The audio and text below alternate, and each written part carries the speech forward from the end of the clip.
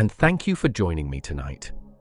Take a slow breath, get comfortable, and let your mind drift back through time. Far beyond busy roads, glowing phone screens, and the gentle hum of refrigerators, there is another world waiting. A world where the brightest light at night comes from the moon, the stars, and a few flickering candles. A world where every sound means something, every season changes your life, and every morning begins with work. Tonight, we are traveling to Europe in the year 1250. There are no airplanes to catch, no trains to board, and definitely no GPS to complain that you missed your turn. Our journey is much simpler. Close your eyes, imagine the cool night air brushing across your face, and picture a tiny village resting in the countryside. Small wooden homes sit quietly beneath a sky filled with more stars than most of us have ever seen. A few dogs bark somewhere in the distance. An owl calls from the forest. Smoke rises slowly from the roofs before disappearing into the darkness. It almost looks peaceful, and in many ways it is. But there is one small problem. You have just arrived here with all the knowledge, habits, and expectations of a modern person. That is going to make today much harder than you think. If you have ever complained because your Wi-Fi stopped working for 5 minutes, medieval Europe is about to become your greatest challenge. There is no electricity, no heating that comes from the push of a button, no supermarkets, no pharmacies, no coffee waiting in the kitchen. Actually, forget the coffee for a moment. That might be the hardest part. As the village sleeps, the night feels darker than anything you have known. Modern cities never truly become dark. Streetlights glow, buildings shine, cars pass by. Even the sky often has a soft orange color from distant lights. Here, there is almost nothing. When the sun disappears, the darkness takes over completely. The stars are brilliant, but they do not help much when you are trying to avoid stepping into a muddy ditch. Every candle costs money. Every piece of firewood must be gathered. People do not waste light because making light takes effort. The silence is different too. Well, not completely silent. There is the crackling of a fire, the distant sound of sheep shifting in a field, the wind moving through old trees. Maybe someone coughs from inside a nearby house. Somewhere, a horse stamps its feet against the cold ground. Instead of engines and traffic, nature provides the soundtrack. It is calming, until you remember you have absolutely no idea what made that strange noise in the bushes. As dawn slowly approaches, the cold begins to settle into everything around you. Not the kind of cold that disappears after turning up the thermostat. There is no thermostat. Your home, if we can call it that, is a small wooden building with a roof made of straw or thatch. Tiny gaps between the wooden walls allow chilly air to sneak inside. During winter, the cold seems to belong in the house just as much as the people do. You quickly realize something else. The air smells different, not fresh exactly, not terrible either, just alive. Smoke from fireplaces mixes with damp wood, wet earth, farm animals, muddy roads, leather, and cooked grain. Modern people are used to separate spaces. Animals stay outside. Kitchens have vents. Waste disappears down pipes. Air fresheners try very hard to convince us that everything smells like tropical waterfalls. In medieval Europe, everything shares the same space. The village breathes as one giant living thing. At first, it feels overwhelming. For the people living here, however, this is simply normal. That may be the biggest lesson throughout our journey. Medieval people did not wake up every morning thinking, "Wow, life is incredibly difficult." They simply woke up. This was the only world they had ever known. Children learned from the moment they could walk. They understood the seasons, the animals, the fields, and the weather almost without thinking. Skills that would amaze many of us today were completely ordinary to them. They knew how to keep a fire burning. They knew when to plant crops. They knew how to repair clothing. They knew which clouds meant rain. They knew how to survive because survival was part of everyday life. You, on the other hand, know how to reset a Wi-Fi router. Useful, just not here. As the first faint light appears across the horizon, the village slowly wakes. Roosters announce the morning with great confidence, as though they personally invented sunrise. Doors creak open. Smoke begins rising from chimneys again. Somewhere, someone carries water in heavy wooden buckets. A child chases a stubborn chicken that clearly has other plans for the day. Nobody is rushing. There are no alarm clocks ringing every 5 minutes. There are no emails waiting, no traffic reports, no phone buzzing in your pocket. Time is measured differently here. The sun decides when work begins. The seasons decide what work needs doing. Nature makes almost every important schedule. It sounds peaceful, and sometimes it truly is. Yet beneath that peaceful surface lies constant effort. Every meal depends on someone's labor. Every warm fire depends on gathered wood. Every roof must be repaired by hand. Every piece of clothing takes hours, sometimes days, to make. There are no quick solutions, only work. The modern world is filled with invisible helpers. Electricity flows quietly through walls. Clean water arrives without asking. Food appears on shelves after journeys we rarely think about. Medicine waits inside bright stores. Heating comes from hidden systems beneath floors or behind walls. In 1250, every one of those comforts would seem almost magical. Here, nearly everything must be made, carried, repaired, or grown by someone you know. Life moves at the speed of human hands. That pace creates a different kind of world. People notice changing weather because it matters. They know their neighbors because everyone depends on each other. Skills pass from parents to children, not through online videos but through years of practice. Would you survive here? Maybe, but not because you are stronger. You would survive only if you learned, adapted, and slowly became part of this world. Medieval life was not impossible. Millions of people lived it, laughed in it, raised families in it, and grew old within it. The challenge is that they had an entire lifetime to learn its rules. You would have one day. And that first day would begin the moment you opened your eyes on a cold morning in the year 1250, wondering why your bed feels strangely crunchy. As the village comes fully to life, it is time to step inside one of these humble homes and discover where you will spend your first medieval night. You may want to keep your expectations low, and perhaps avoid thinking too much about what might already be sharing your bed. Also, you have made it through your first evening in medieval Europe. The good news is that you are finally going to bed.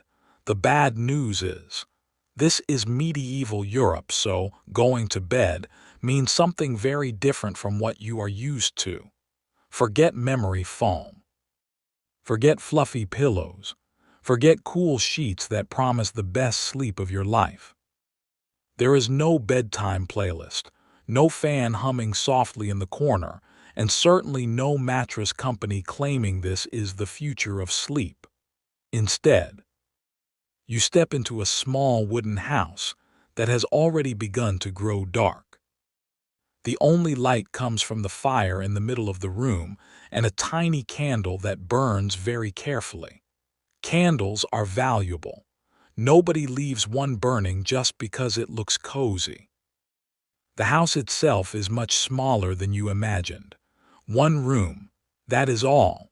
The place where meals are cooked is also where people work, talk, eat, repair tools, and sleep. Every corner has a purpose because there is very little space to waste. Your eyes slowly adjust to the dim light. The floor is packed earth. It is hard, slightly uneven, and carries the smell of damp soil. There might be a few rushes or straw scattered across it to help keep things dry, but they do not magically turn the floor into luxury. Then someone points to your bed. Well, they call it a bed. You might call it a pile of straw with high hopes. The mattress is simply a sack stuffed with straw, dried grass, or leaves. If you are lucky, the straw is fairly fresh. If you are unlucky, it has already been used for quite some time and has become lumpy, dusty, and not especially welcoming. Every time you lie down, you can feel bits of straw poking through the fabric. You shift to one side. Crunch. You roll over. Crunch again. Finding a comfortable position becomes a small adventure. Of course, the mattress itself is not the only thing sharing your bed. Tiny visitors have already arrived. Fleas, lice, and perhaps the most famous bedtime guest of all, the bedbug. These little insects love warm places, and a sleeping human is about as inviting as a fresh bakery is to someone who skipped lunch. People in the Middle Ages knew these pests existed, but getting rid of them completely was almost impossible. Homes were difficult to clean by modern standards. Bedding was rarely washed as often as we wash ours today, and insects found plenty of places to hide. You may not notice them right away, but sometime during the night, you probably will. Suddenly, that expensive mattress back home starts to sound like one of humanity's greatest inventions. Now take a look around the room. You are not alone, not even close. Privacy is a very modern idea. In many medieval homes, the whole family sleeps together in the same room. Parents, children, grandparents, and sometimes even other relatives all settle down near the fire. If the family is poor, everyone may be only a few steps apart. There are no separate bedrooms, no quiet guest room, no sign hanging on a door that says, "Please knock." The idea of having your own bedroom would seem incredibly luxurious to most villagers. Everyone simply learns to live together. As the fire begins to die down, another problem appears: smoke. Many homes have no proper chimney. Instead, the smoke from the fire slowly drifts upward before escaping through holes in the roof or tiny openings in the walls.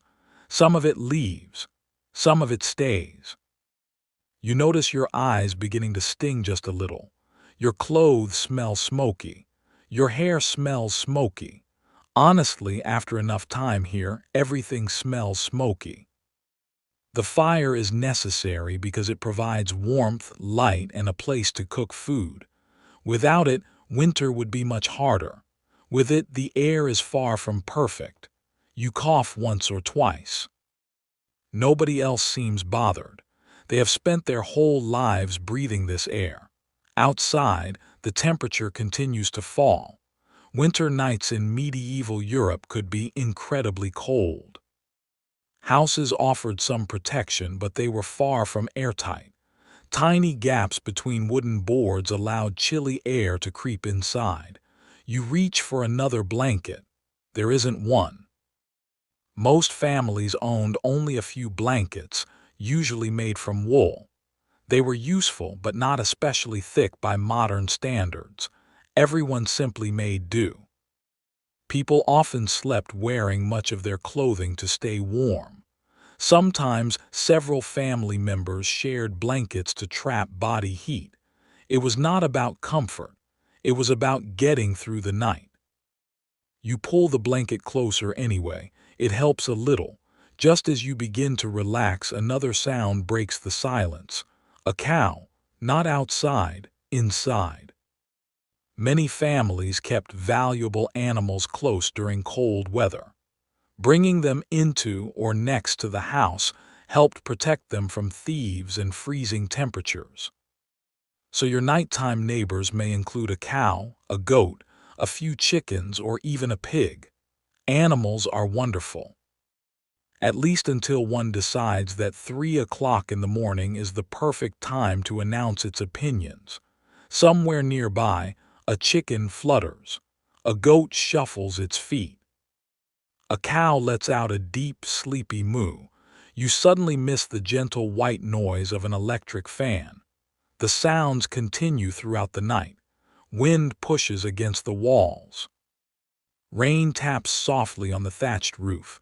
Dogs bark in the distance. An owl calls from the woods. Someone nearby snores with impressive dedication. A baby begins to cry. Another family member quietly comforts them. Then, almost as quickly, the room becomes peaceful again. Despite everything, people still sleep. Not because the conditions are perfect. Because they are tired. Really tired. After working from sunrise until sunset, the body does not spend much time worrying about perfect pillows or room temperature. Exhaustion is a powerful sleep aid. That does not mean people always slept straight through the night. Many historians believe it was common for people to wake naturally for a while in the middle of the night. They might tend the fire, say a prayer, check on animals, or simply rest quietly before falling asleep again. The rhythm of sleep followed the rhythm of nature rather than a digital clock. Slowly your eyes grow heavy. The fire glows softly. The sounds of the village fade into the background. The straw mattress still pokes your back. Something tiny may have just crawled across your ankle. You decide not to investigate. Some questions are better left unanswered. As the first hint of dawn begins to brighten the edges of the sky, the peaceful rest you hoped for comes to an end. The rooster is already preparing his morning speech. The fire needs fresh wood, and the village is waking once more. You have survived your first medieval night. Now comes the next challenge.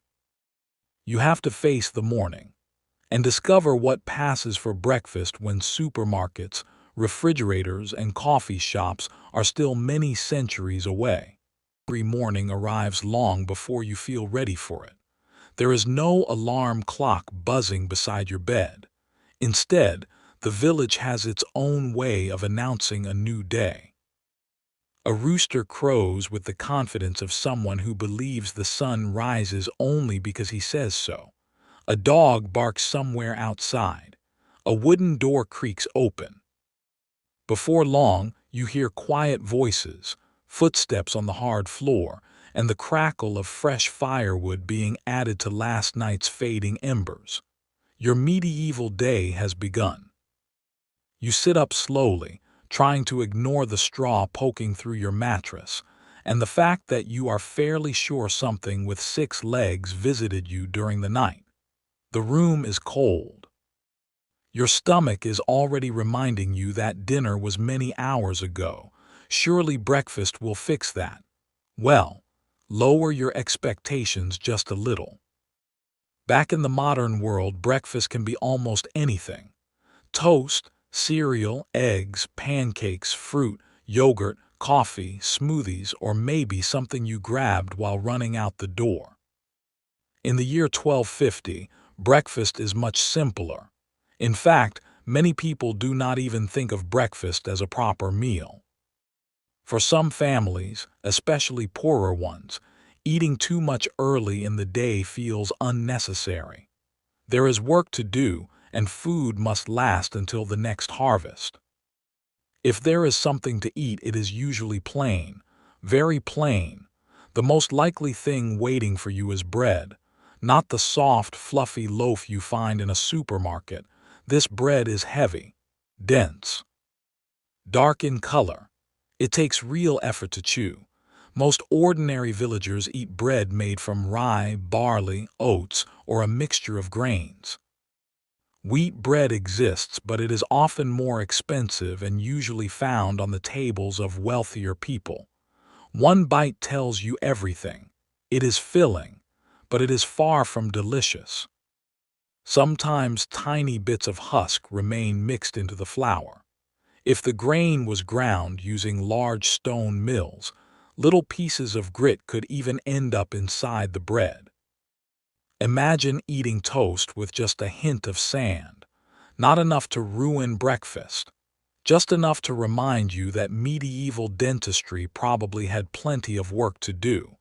Bread is more than food. It is the center of nearly every meal. Without bread, many families simply do not have enough to eat. If yesterday's loaf has become hard overnight, nobody throws it away. Food is too valuable. Instead, stale bread might be dipped into broth, softened with ale, or broken into thick soups later in the day. Waste is a luxury few people can afford. As you finish your piece of bread, you begin looking around for something to drink. A nice glass of cold water sounds perfect. Unfortunately, finding clean drinking water is not always easy. Rivers and streams often serve many purposes at once. People wash clothes in them. Animals drink from them. Waste sometimes ends up there too. That does not mean every source of water is unsafe, but it does mean people are careful. Instead, many adults and even older children often drink small amounts of ale with meals.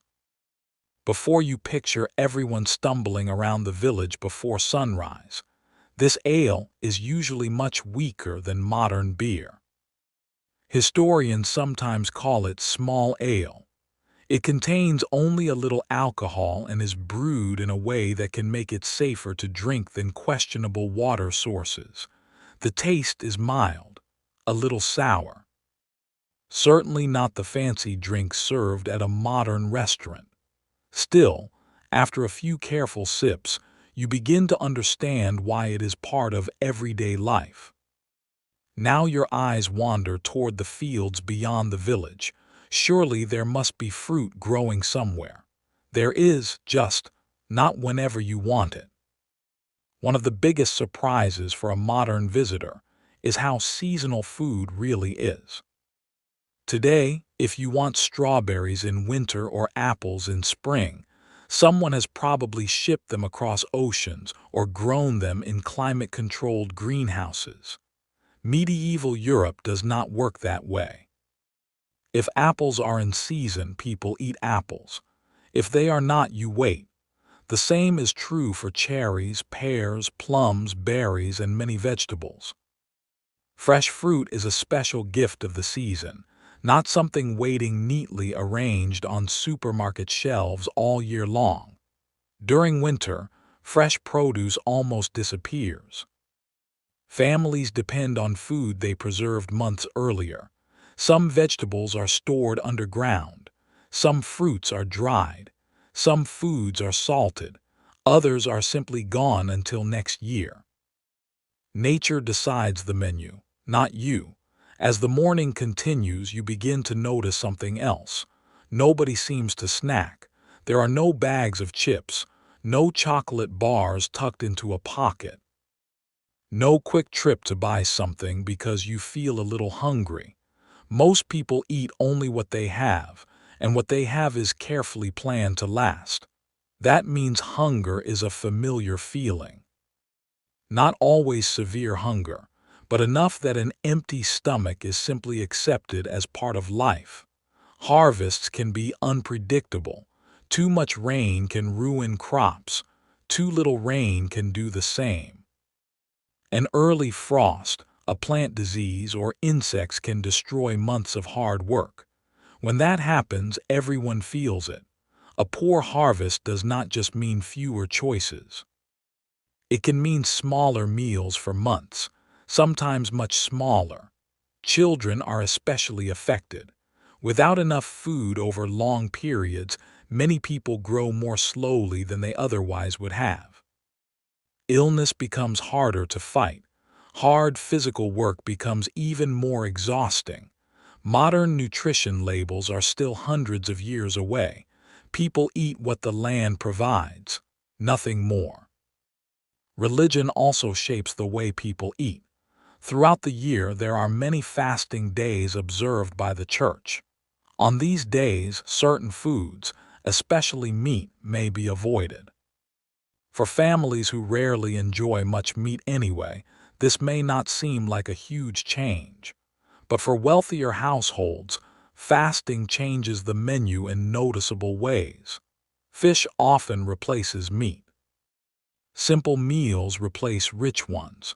These periods are accepted as a normal part of life and faith. As the last crumbs of bread disappear, breakfast is over, not because everyone is full. Because the workday cannot wait, fields need tending, animals need feeding, wood must be gathered, water must be carried. No one sits around wondering what they should binge watch after breakfast. The day itself demands attention. You glance once more at your empty wooden bowl. It was not much, yet somehow it has to be enough until the next meal. Your modern stomach is already thinking about lunch. The villagers simply pick up their tools and begin working. For them, this is ordinary. For you, it is the first lesson that food in medieval Europe is never taken for granted. Every loaf of bread begins with months of labor. Every sip depends on careful preparation, and every good harvest feels like a gift. As you step outside into the cool morning air, the smell of damp earth and wood smoke follows you through the village. Breakfast is over. Now the real work begins. And before long, you'll discover that staying clean in medieval Europe may be even harder than finding something good to eat. By now, you've survived castles, strange jobs, and food that probably made you question your life choices. But now comes something even harder to deal with: the smell. If you stepped into a busy medieval town, your nose would notice it before your eyes did. Smoke from fireplaces mixed with animals, wet dirt, cooking food, leather workshops, and people who had been working all day. Now, before you imagine everyone looking like a walking trash pile, let's clear up one myth. People in the Middle Ages did care about being clean. They simply had a very different idea of what clean meant, and they had far fewer ways to stay that way. Let's begin with bathing. Despite what movies often show, medieval people did not completely avoid baths. In fact, many towns had public bathhouses where people could wash themselves. These places were popular. You could pay a small fee, soak in warm water, and leave feeling much better than when you arrived. Some bathhouses even served food and drinks. Imagine going to a spa where someone hands you a bowl of stew. Strange by today's standards, but not bad. Bathing at home was another story. Heating enough water for a full bath took a lot of work. Every bucket had to be carried by hand. Water had to be heated over a fire, then poured into a wooden tub. After spending half the day preparing the bath, you probably wanted everyone in the family to use the same water. Yes, that part wasn't exactly pleasant. The richer you were, the easier bathing became. Wealthy families had servants who handled all the heavy work. Poor families often settled for washing their face, hands, and feet instead of taking full baths. Then things changed. During the late Middle Ages, diseases like the plague made many people nervous about public bathhouses. Some believed warm water opened the skin and allowed sickness to enter the body. That wasn't true, but medicine at the time was based on guesses more than science. As a result, many bathhouses slowly disappeared. Now let's talk about soap. Soap existed, but it wasn't always the nice scented bar sitting next to your sink today. Most medieval soap was made from animal fat mixed with wood ash. It cleaned dirt fairly well, but it smelled. Let's just say it wasn't lavender. Some people even made soap at home. Better quality soap could be expensive, so many families used it carefully. Washing clothes with soap often mattered more than washing your whole body. Speaking of clothes, people usually owned very few outfits. A poor worker might have only 1 or 2 sets of clothing. Buying fabric cost a lot, and making clothes took time. The good news is that many people wore linen underclothes beneath their outer clothing. These lighter garments were washed much more often than heavy coats or dresses. Outer clothes were harder to clean. Washing thick wool could damage the fabric. So many garments were simply brushed, aired outside, or beaten to knock loose dirt away. If your shirt smells funny after wearing it 3 days in a row, imagine wearing the same coat through an entire season. Laundry day wasn't exactly relaxing either. Clothes were scrubbed by hand, beaten against stones, rinsed in rivers and left outside to dry. It took hours of hard work. Now let's visit one of the least glamorous parts of medieval life: the toilet. Most ordinary homes did not have indoor plumbing. People used chamber pots, which were simple containers kept inside the house, especially during the night. In the morning, those pots had to be emptied. Sometimes they were dumped into pits. Sometimes they were carried outside town. And yes, sometimes they ended up in the street. Despite the jokes, many towns actually had rules against throwing waste directly from windows. The problem wasn't that people never had rules. The problem was getting everyone to follow them. In crowded cities, keeping streets clean was almost impossible.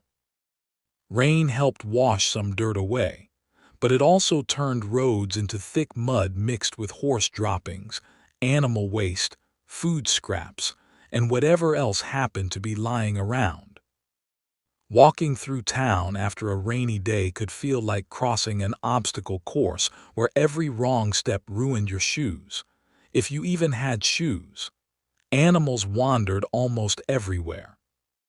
Pigs searched for food, dogs roamed freely, horses carried goods across town. Together, they added plenty of extra mess to already crowded streets. Now imagine living in all of that. Tiny unwanted roommates also loved medieval life. Fleas, lice, and bedbugs were common. These little pests didn't care if you were rich or poor. Warm clothing, straw mattresses, and crowded homes gave them perfect places to hide. People tried many tricks to get rid of them. They washed bedding when possible. They combed their hair carefully. Some used herbs with strong smells, hoping insects would stay away. Sometimes it worked. Sometimes the bugs completely ignored the effort. If you've ever spent one night dealing with mosquitoes, you already know how annoying constant biting can be. Body odor was another everyday challenge. Without modern deodorant, washing machines, or daily hot showers, people naturally smelled stronger than most people do today. Perfumes, flowers, herbs, and scented oils helped cover unpleasant smells, especially among wealthier families. Strong-smelling herbs were sometimes carried in little bags or tucked into clothing. It wasn't perfect, but it was better than nothing. Interestingly, many jobs had their own unique smell. A blacksmith smelled like smoke and metal. A fisherman smelled, well, exactly how you'd expect. A leather worker spent all day around tanning chemicals. People often recognized each other's jobs before they even started talking. Now for your teeth. Surprisingly, medieval people didn't completely ignore dental care. They cleaned their teeth using rough cloths, small sticks, or simple brushes made from natural fibers. Some people rubbed their teeth with powders made from crushed herbs, salt, or charcoal. Of course, toothpaste with fresh mint flavor was still many centuries away. Sugar was much rarer than it is today, so people actually ate fewer sweet foods than we do now. That helped reduce cavities. On the other hand, they had no dentists with modern tools. If a tooth became badly infected, the solution was usually simple: pull it out. No relaxing music, no tiny TV on the ceiling. Just hope the person removing it knew what they were doing. Looking back, medieval hygiene sounds rough, but it's important not to judge these people by modern standards. They worked with the knowledge and technology they had. They washed when they could. They cleaned their homes as best they could. They worried about bad smells, dirty clothes, and sickness just like we do today. The biggest difference was that clean water, plumbing, soap, and modern medicine were limited or completely unavailable. So the next time you enjoy a hot shower that starts with one turn of a tap, take a second to appreciate it. Because compared to medieval life, your bathroom is basically a luxury palace. Morning has passed and your stomach is no longer the biggest problem.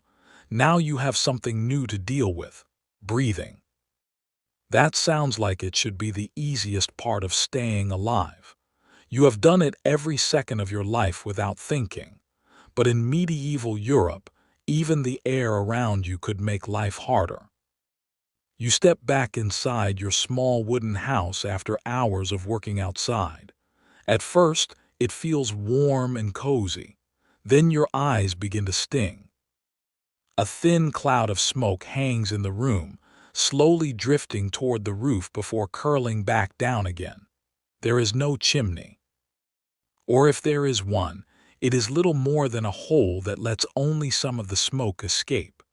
Most homes depend on an open fire placed right in the middle of the room. That fire does almost everything.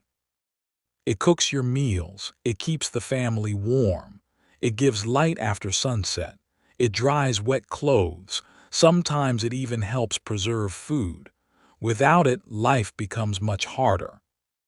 But living with an open fire comes at a price. Every log you burn fills the room with smoke. Tiny bits of ash float through the air. The smell settles into your clothes, your blanket, your hair, and just about everything else you own. By the end of the day, everything smells like a campfire that never really goes out. Modern people pay extra for smoky cabin candles. Medieval villagers got the full experience for free. As your eyes adjust, you notice the ceiling. It is almost black. Years of smoke have coated the wooden beams with thick layers of soot. The walls are darker too. Nobody is painting them bright white anytime soon. The smoke slowly escapes through the roof, cracks in the walls, or a small vent if the house is lucky enough to have one. Until then, everyone simply breathes it, hour after hour, day after day. Children breathe it, parents breathe it, grandparents breathe it. Even babies spend their first years surrounded by smoky air. Today we know that breathing smoke for long periods can damage the lungs and make coughing much more common. People in the Middle Ages did not understand tiny particles floating through the air. They only knew that smoke was part of everyday life. If your eyes watered while making dinner, that was normal. If someone developed a constant cough, few people connected it to the fire burning beside them every evening. The fire also brings another danger. One careless moment can turn warmth into disaster. Most houses are built from wood. Roofs are often covered with straw or thatch. Both burn easily. A single spark landing in the wrong place can start a fire that spreads through an entire village. Without modern fire engines or water pumps, stopping the flames depends on neighbors carrying buckets and hoping they arrive in time. Sometimes they do, sometimes they don't. You silently promise yourself not to trip while carrying firewood. Now take a slow breath. Actually, maybe don't. The smoke is only part of what fills the air. Outside the house, animals are everywhere. Chickens wander through the yard, pigs roam nearby, cows stand close to homes, horses pass along muddy roads. Where animals live, waste follows, lots of it. There are no plastic bags, no garbage trucks, no city workers arriving every Tuesday morning. Animal waste often stays where it lands until someone moves it. Rain washes part of it away, or it slowly breaks down. The smell becomes part of village life. After a few weeks, most people probably stop noticing it. You, however, are still very aware. Your modern nose is filing a formal complaint. Human waste creates another problem. Some homes use simple pits or outdoor toilets. In crowded towns, chamber pots are emptied into streets or nearby drains. People usually try to keep waste away from living spaces, but without modern plumbing, it does not always stay where it should. During heavy rain, dirty water can spread through roads and pathways. Warm weather makes the smells even stronger. Now imagine trying to enjoy a nice walk through town. You are watching your step, holding your breath, and hoping nothing falls from an upstairs window. Not exactly the relaxing morning stroll you had in mind. Food brings its own challenges too. Without refrigerators, keeping food fresh is a constant battle. Fresh meat spoils quickly, especially during warmer months. Milk can turn sour in a short time. Fish must be eaten fast or heavily salted. Families become experts at preserving food because wasting it is simply not an option. Meat is salted, fish is dried, vegetables are stored in cool places, fruits are dried when possible. Still, preservation is not perfect. Sometimes food begins to rot before anyone notices. Sometimes people notice but eat it anyway because there is nothing else available. When the choice is between questionable food and no food at all, many people take their chances. Fortunately, most families become very skilled at recognizing what can still be eaten. Experience keeps many people safe, but not everyone is so lucky. As the day continues, you realize something else. Windows are surprisingly small. Some houses have only tiny openings. Glass is expensive, so many windows are covered with wooden shutters, cloth, or thin sheets made from animal horn. Keeping warmth inside during winter is important. Unfortunately, so is fresh air. With poor ventilation, smoke, cooking smells, body odor, dampness, and moisture all remain trapped inside. The room feels heavy. The air barely moves. Opening every window is not always an option because cold weather can quickly make the house uncomfortable. So families accept smoky rooms as part of daily life. Now think about illness. People in medieval Europe have no idea that bacteria and viruses exist. They cannot see germs.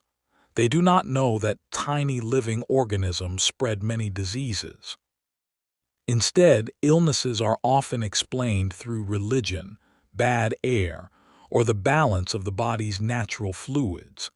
Sometimes they are surprisingly close to the truth. Crowded homes with poor ventilation do allow sickness to spread more easily.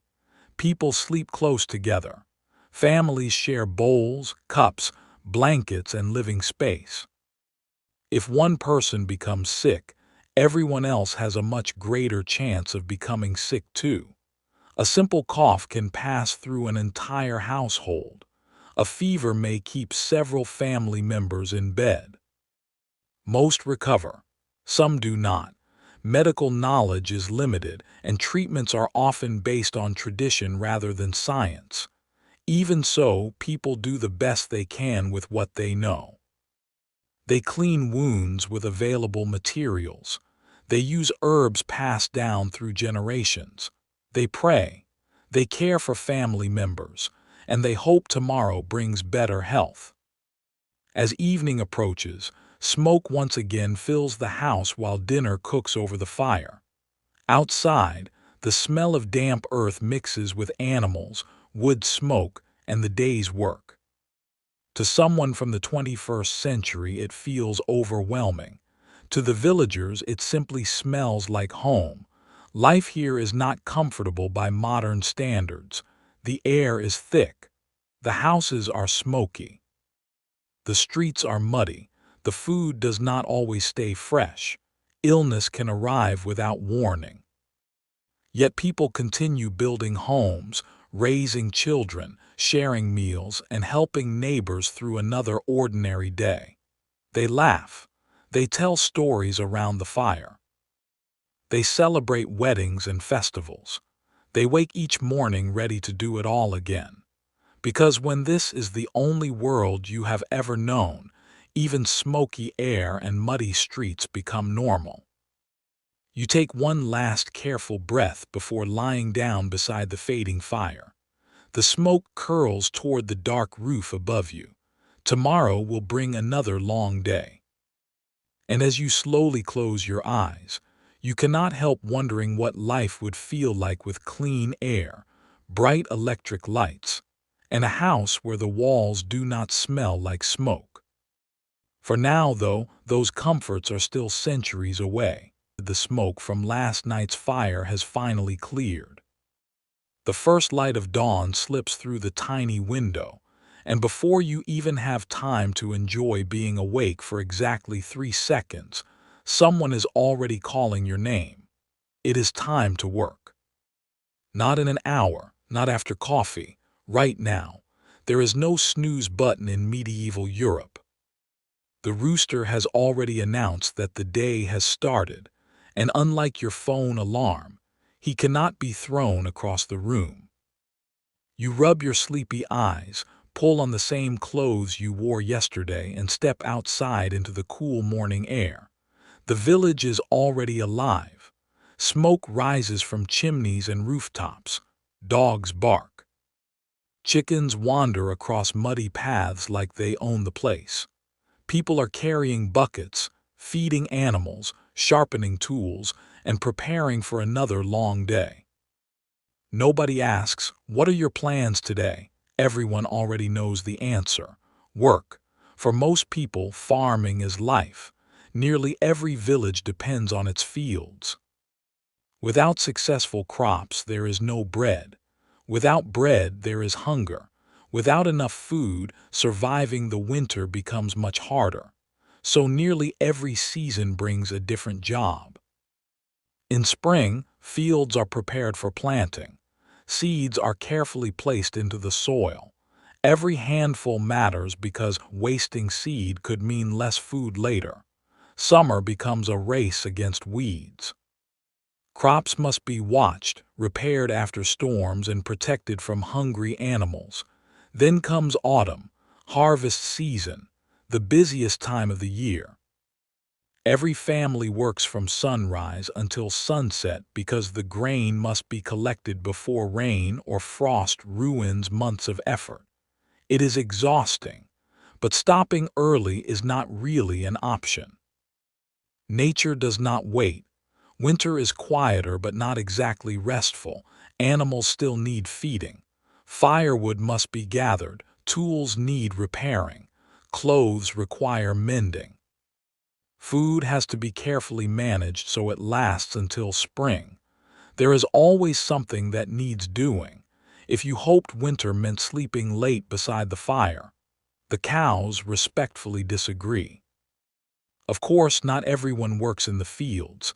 Villages need skilled workers too. As you walk farther down the road, a loud ringing sound fills the air.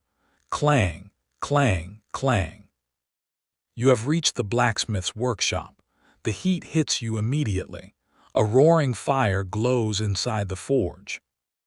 The blacksmith lifts a piece of red-hot iron from the flames and places it onto an anvil. With one powerful swing after another, sparks fly through the air.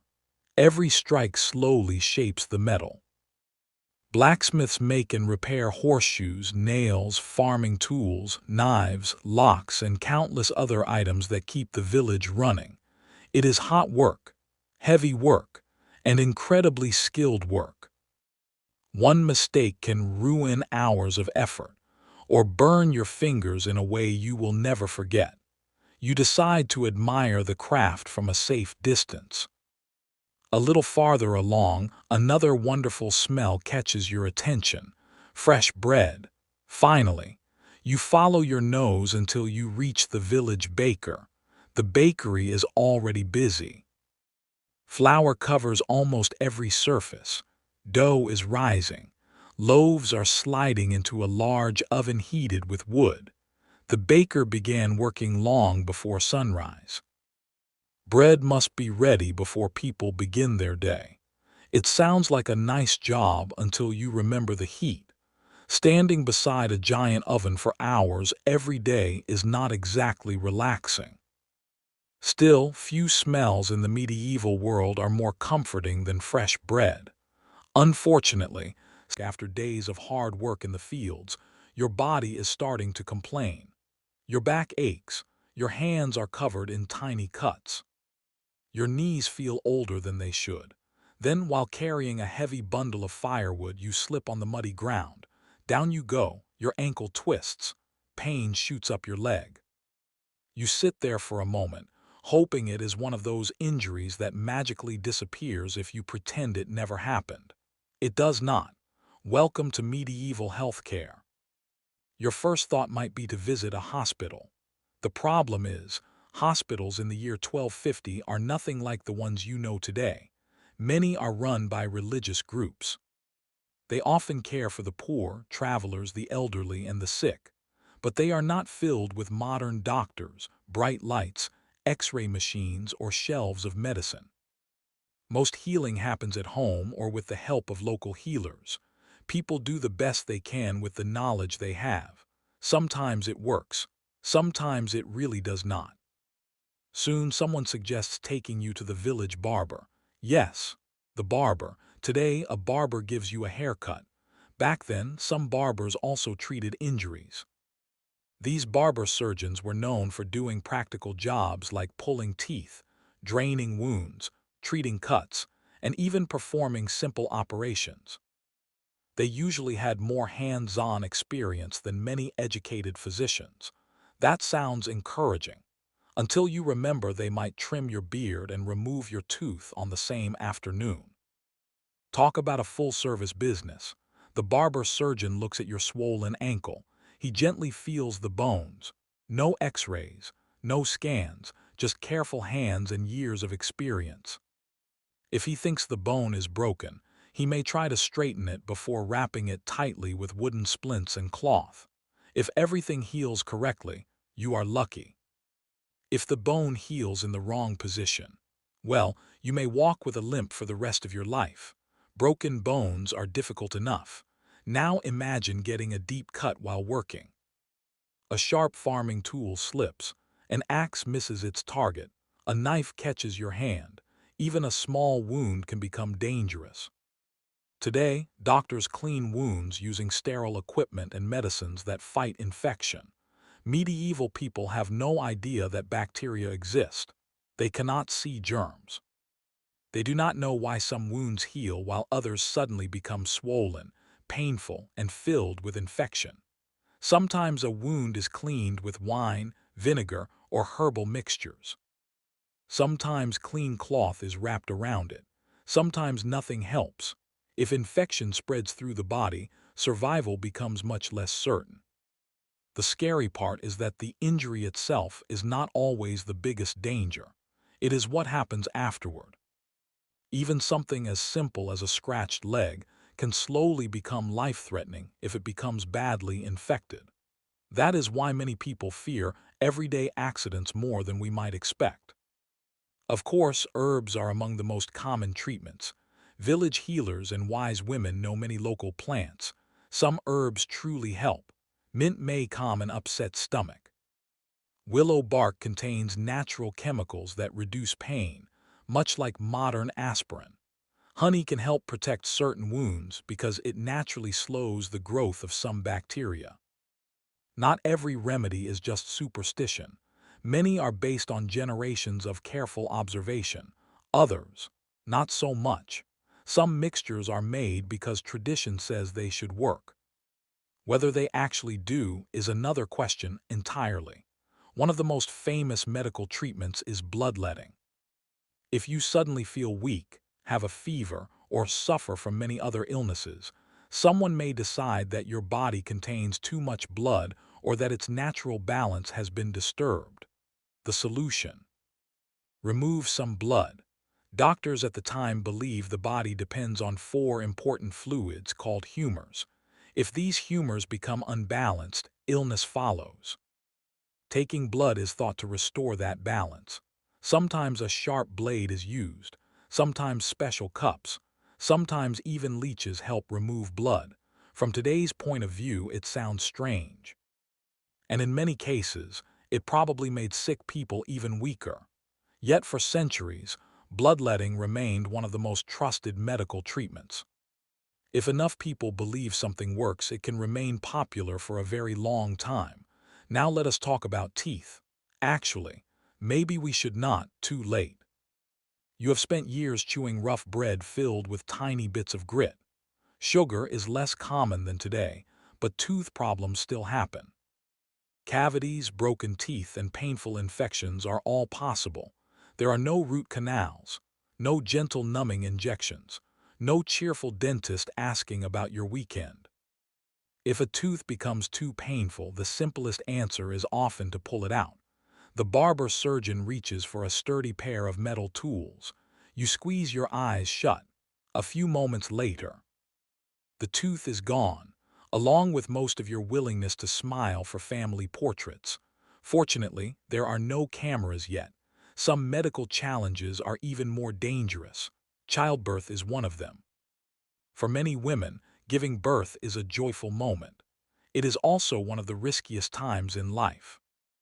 Midwives play an important role, helping mothers through labor using experience passed down over many years. Many births go well. But when serious problems happen, there are very few treatments available. Without modern surgery, blood transfusions, or antibiotics, both mother and baby face risks that are difficult to imagine today. Families know this reality all too well. Every healthy birth is celebrated with relief as much as happiness. As the years pass, illness becomes another constant companion. A fever, a cough, a stomach sickness, a strange rash. Sometimes people recover after a few days. Sometimes whole families become ill together. No one understands viruses. No one knows about microscopic germs spreading from person to person. People simply hope their bodies are strong enough to recover. And sometimes, hope is the best medicine they have. That may sound depressing, but it is important to remember something. Medieval people are not foolish. They are working with the knowledge available in their own time. Many healers genuinely care about helping others. They watch patients carefully. They learn from experience.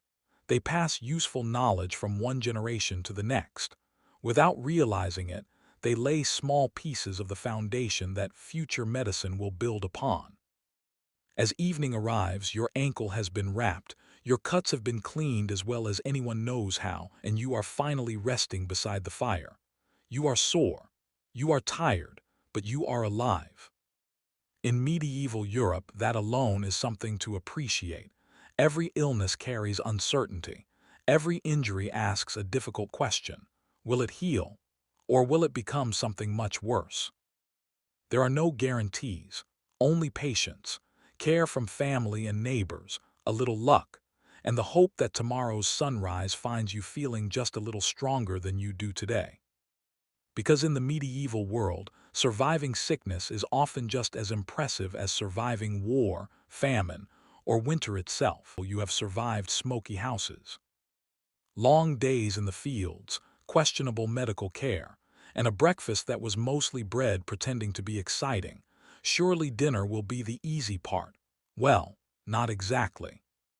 As the evening settles over the village, the smell of cooking drifts through the cool air.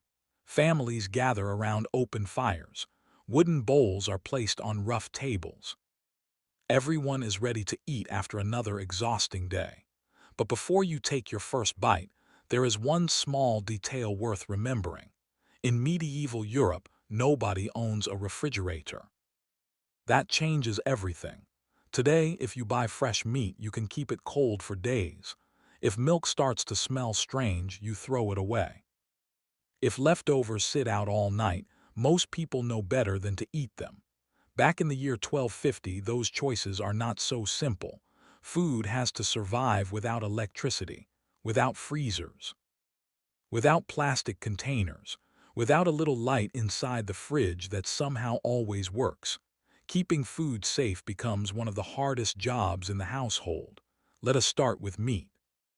Fresh meat is a rare treat for many ordinary villagers.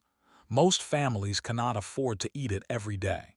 When they do have meat, it needs to be eaten quickly or preserved before it spoils. Warm weather does not help.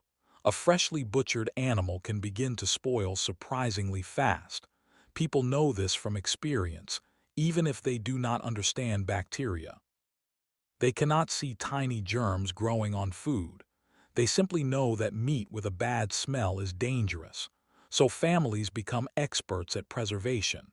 Salt is one of their greatest treasures. Meat is packed with salt to draw out moisture and slow down spoilage. Some pieces are hung above smoky fires for days, allowing smoke to help preserve them. Others are dried by moving air and sunlight. The taste changes, the texture changes, but the food lasts much longer. Of course, preservation is not magic. If the meat was already starting to spoil, or if it was stored badly afterward, eating it could still make people sick. Sometimes dinner comes with a side of regret. Fish creates another challenge. In villages near rivers or along the coast, fish can be an important source of food. The problem is that fish spoils even faster than meat. It must be cooked soon after being caught or heavily salted and dried. A fisherman returning with a full catch is wonderful news. A fisherman delayed by a hot summer afternoon, not so much. Milk is just as tricky.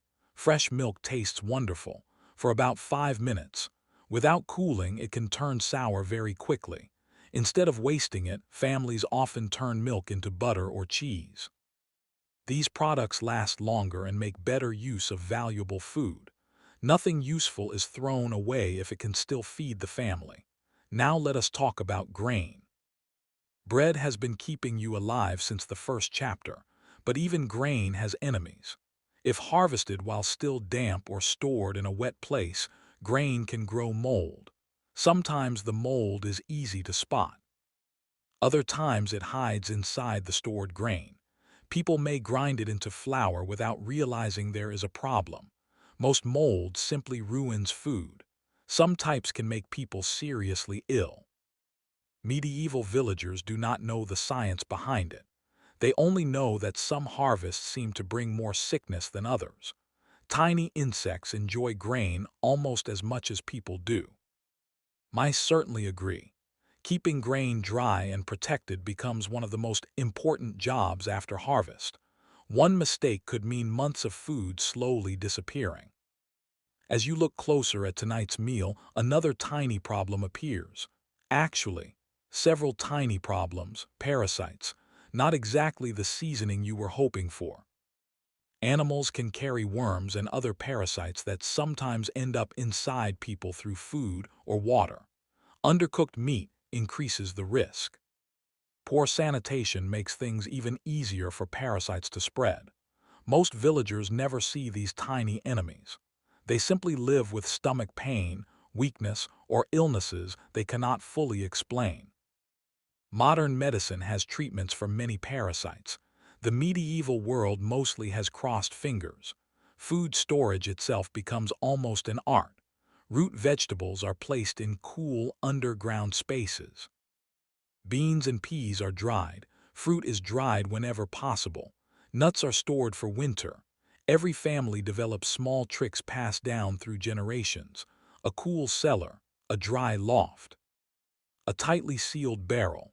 Success depends on keeping out moisture, insects, rats, and hungry neighbors with flexible ideas about ownership.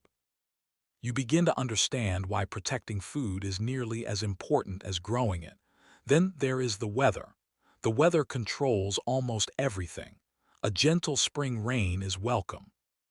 A month of endless rain is not. Too much water can rot crops before harvest.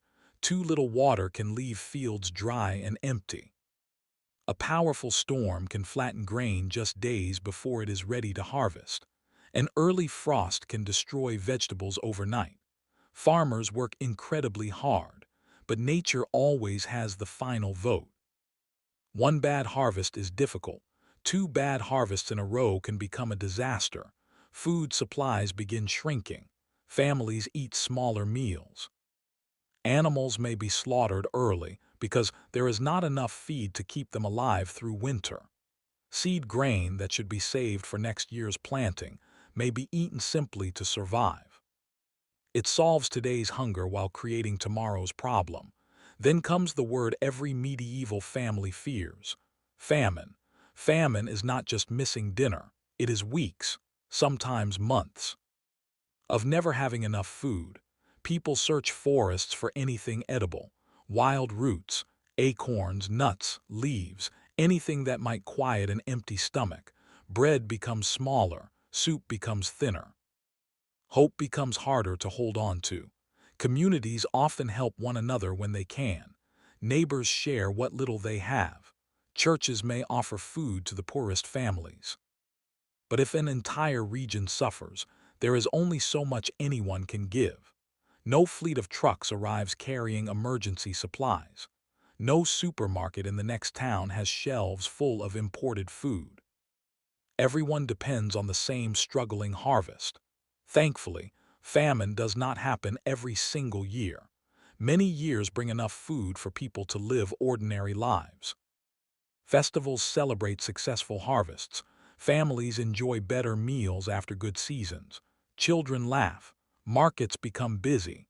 Life feels hopeful again.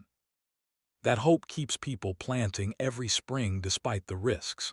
As your own dinner finally comes to an end, you scrape the last few bites from your wooden bowl, not because the meal was perfect, but because every bite matters.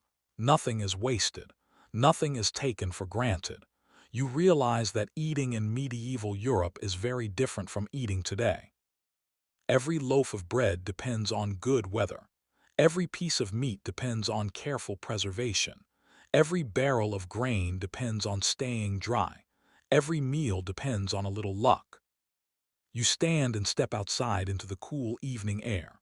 The stars begin appearing above the quiet village. Somewhere nearby, tomorrow's bread is already being prepared. A farmer is checking his animals one last time. Another family is carefully covering sacks of grain before the night dew settles. Life here is a constant balance between hard work and uncertainty. Tonight you were lucky. Your meal filled your stomach. Tomorrow, no one can promise the same. And in the medieval world, that uncertainty sits at every table, right beside the bread. The sun has barely climbed above the trees when shouting echoes across the village. You stop what you are doing and look toward the center of town. A crowd is already gathering. Someone has gotten into trouble. That is enough to bring nearly everyone outside.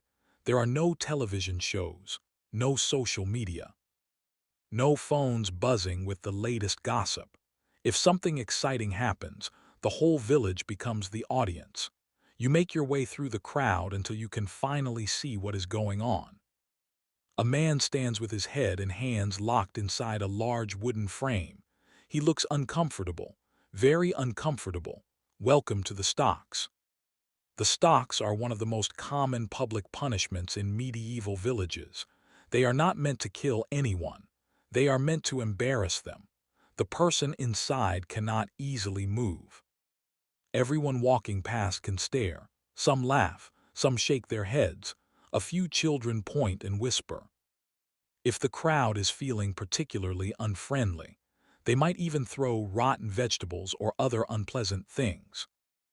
It is probably one of the few times in history when getting hit by an old cabbage is considered part of the legal system. The lesson is simple. Break the rules, and everyone will know about it. Unlike today, where many court cases happen quietly inside buildings, medieval justice is often public. Punishment is something people are expected to see. It reminds everyone else to stay out of trouble. As the crowd slowly begins to leave, you wonder who decided this punishment in the first place. The answer is usually the local lord. Most villages are part of a manor controlled by a lord or his representatives. The lord owns land, collects taxes, settles disputes, and oversees many local legal matters.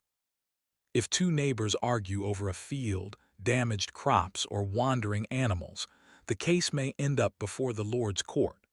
These courts are much smaller than modern ones. There are no dramatic courtroom speeches, no television reporters waiting outside, no long legal arguments filled with difficult words. Instead, local people gather, listen to both sides, and try to reach a decision. Sometimes witnesses speak. Sometimes neighbors share what they saw. Sometimes the truth is surprisingly difficult to discover. After all, memories are not always perfect, especially when both sides insist they are completely innocent. Many punishments involve paying fines. If someone damages another person's property, steals something small, or breaks certain local rules, they may have to pay money or goods instead of receiving a harsher punishment. For poor villagers, even a small fine can be painful. Losing a few coins or a sack of grain might mean less food for the family that winter. That makes people think twice before causing trouble. At least most of the time. Of course, not every disagreement stays polite. Imagine two farmers arguing over where one field ends and another begins. Neither wants to give up valuable land. Voices become louder. Fingers point. Before long, the entire village seems to know about the argument. In small communities, everyone knows everyone else. That can be helpful. It can also make arguments last for years. Some feuds are passed from one generation to the next. Nothing keeps a disagreement alive quite like remembering something that happened before your grandfather was born. Not every crime happens inside the village. Travel between towns can be dangerous. Roads are rough, forests stretch for miles, help is often far away. That makes travelers tempting targets. Highway robbers sometimes hide along lonely roads, waiting for merchants, pilgrims, or anyone carrying valuable goods. A successful robbery can bring money, clothing, food, or even horses. It is risky work. If caught, the punishment can be severe. Still, desperate people sometimes take desperate chances. If you are traveling through the countryside, joining a larger group is usually much safer than walking alone. There really is safety in numbers. Back inside the village, someone whispers about a trial taking place later that afternoon. Trials in medieval Europe do not always look like modern courtrooms. Evidence can be limited. Scientific investigations do not exist. There are no fingerprints, no DNA tests, no security cameras recording every move. Judges and local officials often depend on witness testimony, reputation, and common sense. Sometimes that works well. Sometimes, not quite. A person's reputation matters a great deal. If you are known as honest and hardworking, neighbors may trust your word more easily. If you already have a history of causing trouble, people may become suspicious much faster. In a small village, your reputation follows you everywhere. It is almost impossible to escape. Now you may wonder about prisons. Surely criminals spend years locked behind bars. Actually, not very often. Long-term prisons are surprisingly uncommon compared to today. Keeping prisoners alive costs money. Someone has to feed them. Someone has to guard them. That becomes expensive. Instead, prisons are often used only for short periods while people wait for trial or punishment. Once the decision is made, the punishment usually happens fairly quickly. That punishment depends on the crime. Some people pay fines. Some spend time in the stocks. More serious crimes can bring much harsher penalties. Justice in the medieval world is often swift and not always gentle. As evening approaches, you pass the village square once again. The stocks now stand empty. The crowd has gone home. Children are playing nearby as if nothing unusual happened. Life moves on surprisingly fast. Tomorrow there will still be fields to work, animals to feed, bread to bake. Most people have little interest in breaking the law because everyday life is already difficult enough. Why make it harder? Still, crime never completely disappears. Where there are people, there are arguments, there are thieves, there are lies, there are moments when anger gets the better of someone. The medieval world is no different. As darkness settles over the village, you realize something important. The law here is less about perfect fairness and more about keeping order. People need rules if communities are going to survive. Fields must have clear boundaries. Markets need honest traders. Roads need to be safe enough for travelers. Without some form of justice, daily life would quickly fall apart. It may not be the legal system you know today. It can seem harsh. It can seem imperfect. Sometimes it gets things right. Sometimes it almost certainly does not. But for the people living here, it is simply another part of everyday life. You head back toward your small house, passing quiet streets lit only by the fading glow of cooking fires. Tomorrow will bring another sunrise, another day of hard work. And with a little luck, another day without finding yourself locked in the village stocks, while someone throws a suspiciously soft-looking cabbage in your direction. After everything you have seen so far, that feels like a very successful day indeed. The village is waking up once again. Smoke rises from cooking fires. Roosters announce another morning with far more confidence than necessary. Children run between houses. Farmers head toward the fields. At first glance, everything looks peaceful. Life seems normal. But there is one thing no one can see: disease. It does not arrive with loud footsteps. It does not send a warning. It quietly moves from person to person, sometimes changing an ordinary week into a terrible one. For people living in medieval Europe, illness is never very far away. You notice it almost immediately. One neighbor has a cough that never seems to go away. Another family keeps their door closed because someone inside has a fever. A child looks tired and weak. No one panics.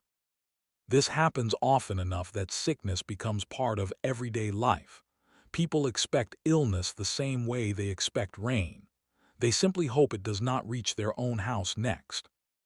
The first thing you realize is that even common diseases can become dangerous. Today, many illnesses are treated with antibiotics, vaccines, or modern medicine. Back then, those things do not exist. A sickness that feels manageable today can become life-threatening in the year 1250. Even a simple infection may leave someone fighting for their life. One illness that appears often is dysentery. It is not a pleasant subject. In fact, it is probably one of the least enjoyable ways to spend your week.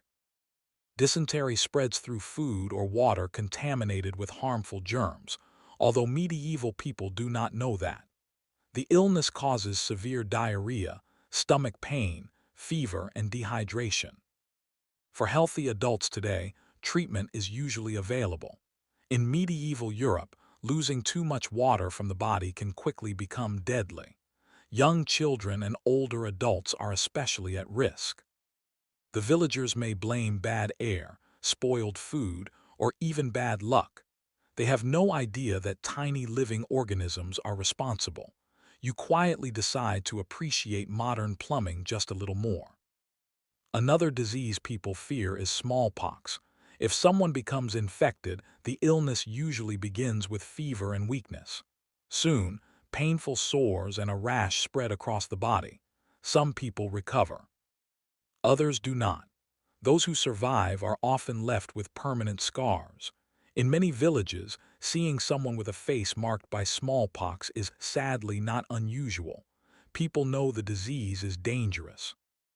They just do not know exactly why it spreads. There is no vaccine yet. That life-saving discovery is still centuries away.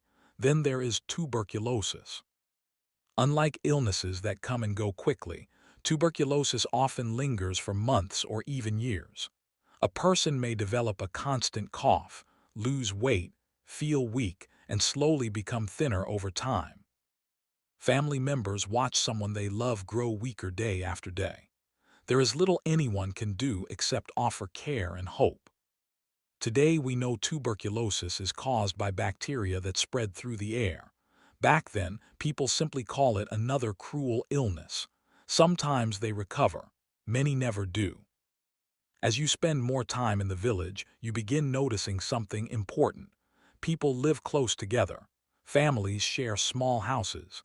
Several people often sleep in the same room. Bowls, cups, blankets, and tools are shared every day.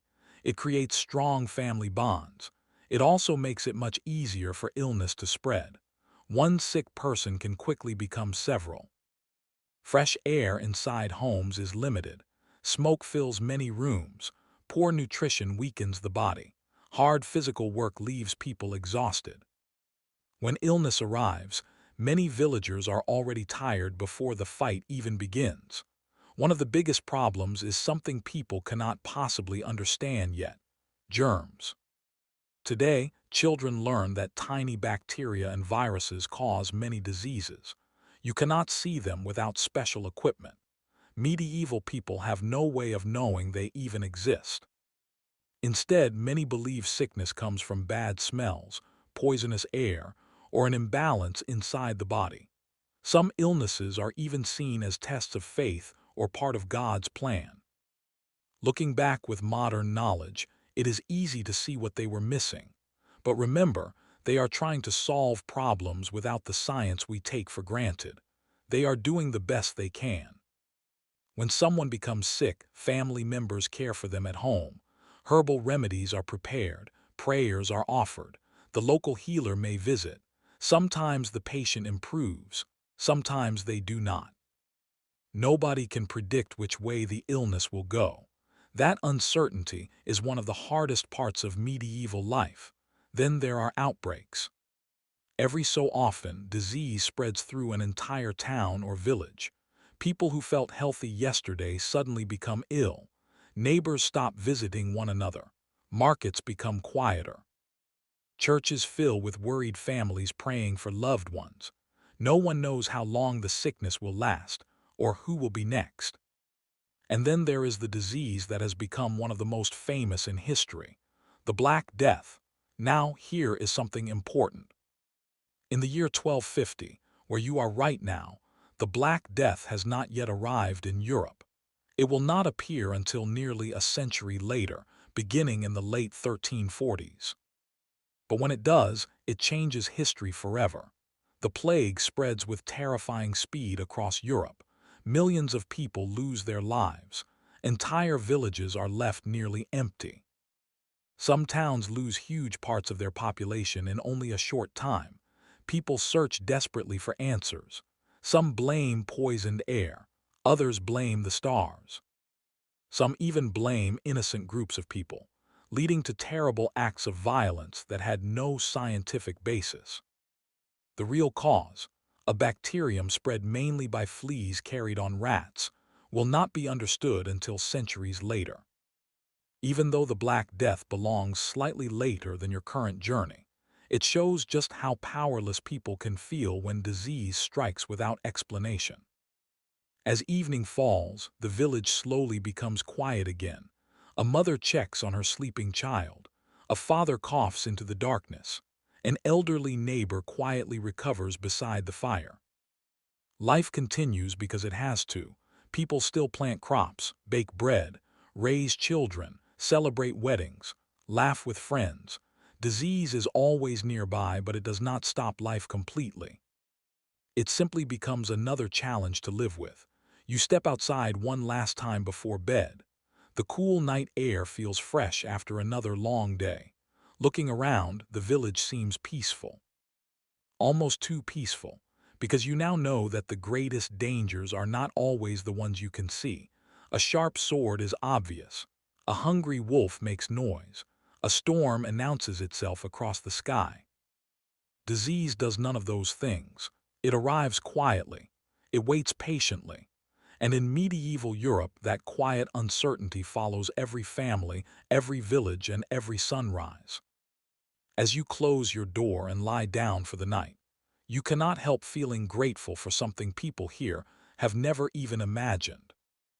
The simple knowledge that washing hands, clean water, vaccines, and modern medicine can save millions of lives. For the people around you, those discoveries are still many centuries away. Or the first thing that wakes you this morning is not the rooster. For once, he has been beaten to the job. Across the quiet village, a deep church bell begins to ring. One slow chime, then another. The sound rolls over the rooftops, across the fields, and through the narrow streets. Before long, people begin stepping out of their homes. Some pause for a short prayer. Others make the sign of the cross before starting their day. For the people of medieval Europe, religion is not just something that happens on one day of the week. It is part of almost every hour of every day. You quickly realize that the church is much more than a place for worship. It is the center of village life. People gather here to pray, to celebrate weddings, to baptize newborn babies, to remember those who have died. Important news is often shared here. Neighbors meet here. Children learn here. If the church disappeared overnight, the village would feel completely different. It is the heart of the community. As you follow everyone inside, sunlight shines through colorful windows, painting soft patches of red, blue, and gold across the stone floor. Candles flicker gently. The smell of melted wax mixes with a hint of incense. Voices stay quiet. Even the children seem to whisper. The peaceful feeling is hard to ignore. Many people cannot read books for themselves. Instead, they learn stories from sermons, paintings, stained glass windows, and carved statues. These pictures help explain religious stories to everyone, no matter whether they can read or not. It is a little like watching a picture book come to life, only with fewer talking animals. As the service ends, the church bell rings once again. You soon notice something interesting. The bells are not only used for prayer, they help organize the day. Morning, noon, evening, special celebrations, warnings of danger. The bells announce them all. In a world without watches or smartphones, the church bell becomes the village clock. If it rings unexpectedly, everyone wants to know why. Perhaps there is a wedding, perhaps a funeral, perhaps someone important has arrived. Whatever the reason, people pay attention. Religion also shapes what people eat. You have already discovered that medieval meals are fairly simple. But on many days throughout the year, they become even simpler. The church asks people to observe periods of fasting. During these times, meat is often avoided. Fish may take its place, depending on local customs. Meals become smaller and less rich. For poorer families, who rarely enjoy much meat anyway, fasting may not feel very different. For wealthier households, however, the menu changes quite a bit. These traditions are accepted as a normal part of life. Nobody acts surprised when fasting begins. It has always been this way. Not every religious day is quiet and serious. Many are filled with celebration. Feast days are some of the happiest moments of the year. Work slows down. Families gather together. Special meals are prepared whenever possible. Music fills village squares, people dance, children laugh. Neighbors who spend most of the year working side by side finally have time to enjoy themselves. After weeks of hard labor, these celebrations feel well earned. If medieval villagers had calendars, feast days would probably receive the biggest circles. As you walk through the village, someone tells you about a nearby saint. Saints are deeply important in medieval life. People believe different saints watch over different parts of life. One saint may protect travelers, another may watch over farmers, another may be asked to help during illness. When someone faces a difficult journey, a dangerous birth, or a poor harvest, prayers are often offered through the guidance of a saint. Their stories inspire hope during uncertain times. Sometimes churches keep special objects connected to saints. These are called relics. People travel long distances just to see them. Many believe these holy objects bring blessings or comfort. Whether that comfort comes through faith or simply hope, it means a great deal to those making the journey. Speaking of journeys, not every trip is taken for business. Some people leave home to go on a pilgrimage. A pilgrimage is a long journey to a holy place. It may take weeks, sometimes months. The roads are rough. The weather is unpredictable. There are dangers along the way. Yet many people willingly make the trip. Some hope to give thanks for answered prayers. Others ask for forgiveness. Some simply want to feel closer to God. The journey itself becomes part of the experience. You quietly admire their determination. Then you remember how uncomfortable medieval roads are. Perhaps admiring from here is enough. Another important part of religious life is the monastery. Away from busy villages, monks live together in peaceful communities. Their lives follow regular routines of prayer, study, and work. Many monasteries grow food, copy books by hand, care for travelers, and help the poor. Without printing presses, copying books is slow work. A single manuscript may take months to complete. Every letter is carefully written. Every page is precious. Thanks to these monks, many ancient books survive through the centuries. Your wrists begin hurting just thinking about all that handwriting. Religion also mixes with everyday beliefs that we would now call superstitions. Many people carry lucky objects. Some believe certain prayers protect homes from storms. Others think unusual events are signs carrying special meaning. A comet crossing the sky, an owl calling at night, a strange dream. These things may be seen as messages or warnings. Today, science explains many natural events. Back then, people often search for spiritual meaning instead. Faith and superstition sometimes exist side by side. One does not always replace the other. As evening approaches, another church bell echoes across the village. People slowly return home. Candles are lit. Families gather around the fire. Some end the day with a quiet prayer before sleep. For them, this feels as natural as eating dinner or feeding the animals.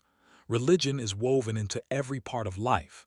It offers comfort during illness, hope during hard times, joy during celebrations, strength after loss. It explains the world as people understand it. Looking around, you realize something important. It would be impossible to understand medieval Europe without understanding faith. The church shapes time. It shapes holidays. It shapes laws. It shapes education. It shapes family life. Even the rhythm of an ordinary day follows the sound of its bells. As you lie down on your straw mattress once again, the village grows quiet beneath the stars. Tomorrow the bells will ring again. People will pray again. Fields will be worked again. Life will continue in the same familiar rhythm. And for everyone around you, faith is not simply one part of life. It is the thread that quietly connects almost everything they do, from the moment the morning bell rings until the final prayer before sleep. The last leaves of autumn have finally fallen. The fields that were once full of waving grain now stand quiet and empty. The mornings grow colder. The evenings arrive earlier every day. A sharp wind slips through the cracks in your wooden house, reminding you that winter is on its way. And around the village, everyone knows exactly what that means. It is time to prepare, not because winter is beautiful, because winter can be deadly. Today, winter often means warm jackets, hot chocolate, holiday lights, and maybe complaining that your car windshield is frozen again. In medieval Europe, winter is something people genuinely fear. If you prepared well during the rest of the year, you have a chance of making it through. If you did not, the season can become your greatest enemy. As you step outside, the village feels different. The rush of harvest is over. Now families spend their days carrying sacks of grain into storage, stacking firewood beside their homes, and checking every barrel of preserved food. Nobody is relaxing. Winter rewards people who planned ahead. The first thing everyone worries about is food. The fields will not produce fresh crops for months. What sits inside the house now must last until spring. Every loaf of bread, every dried bean, every sack of grain, every piece of salted meat, every wheel of cheese, it all has to stretch much farther than anyone would like. Meals often become smaller. Not because people suddenly lose their appetite, because they cannot risk running out too early. You open a storage barrel and look inside. There is grain, some dried peas, a few onions. Maybe a little smoked meat if the family had a successful year. It is not a feast. It is a careful calculation. How much can you eat today without stealing food from next month? Suddenly, leftovers sound like one of humanity's greatest inventions. Of course, food is only part of the problem. Now you need warmth. The fire burning in the middle of your home suddenly becomes the most important thing you own. Without it, the cold quickly fills the room. So every family gathers as much firewood as possible before the first heavy snowfall. Wood is cut, split, carried home, stacked in neat piles. Children help gather smaller branches. Adults haul heavy logs. Nobody wants to discover in the middle of January that the woodpile is almost empty.